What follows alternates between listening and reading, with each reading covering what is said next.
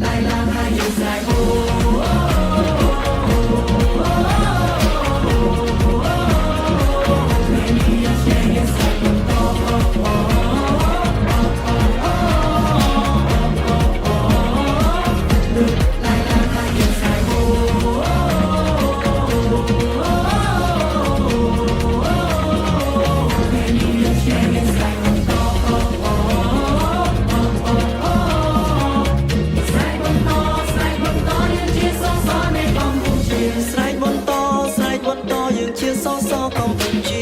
ខ្មែរតែមួយយើងលើកស្ទួយយើងត្រូវតែជួយគ្នា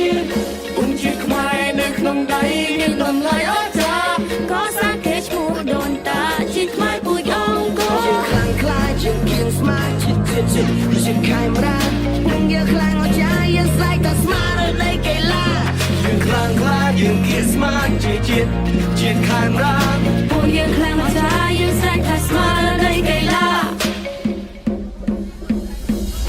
យើងមិនជឿថាយើងមិនឈ្នះបើសិនជាយើងតស៊ូដើម្បីជ័យជំនះខំទាំងអស់គ្នាដើម្បីជោគជ័យក្រោកឡើងគុំនឹងចាំអី